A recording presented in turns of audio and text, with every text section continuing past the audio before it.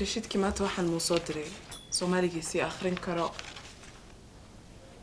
waa tahay waxaa la joogaa xilligii aan hawada geli lahayn isdiyaari 7 6 5 4 3 2 1 assalaamu calaykum daawadayaal kusoo dhawaada wararka maxaa kaa galay magacaygu waa Mano Cusmaan oo ka soo hadlaysa xarunta Minnesota xarunta Minnesota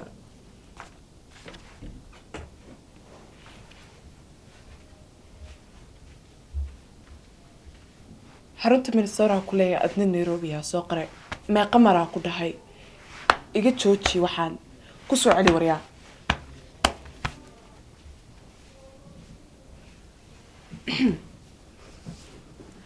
naga raali noqda daawadayaal laba xarun baanu leenahay mid Minnesota ku taala iyo mid Nairobi ku taala wararka la soo gaaray Nairobi ayaa lagu soo rogay Bandow wararka waxay noo haya wariyaheena Saciid Jaamac oo jooga Nairobi Saciid Jaamac waa tahay daawadayaal halkani waa Nairobi tirada guud ee dadka laga helay cudurka coronavirus waddanka Kenya ayaa ku dhow in ka badan 200 qof kaamir maxaa martaa u jeedaan Axmed Duwaaye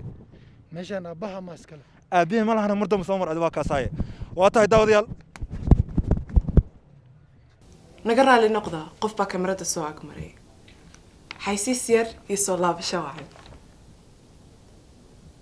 muna dadka waxa sheegtay Minnesota inaad joogtid ma ku soo gaari kartaa Saciid ninka inoo qabo waa soo socdaa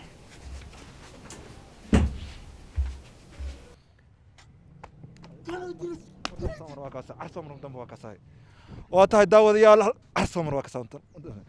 tahay daawadayaal halkaad nagala socotaan waa TV-ga wararka maxaa iga galay waxa idin socodsiinay aniga wiilka maxuu dishay maxaa idin ka tihiin maxuu dishay ku weydiya wiilka waa Soomaali Soomahan Soomaali aslan mo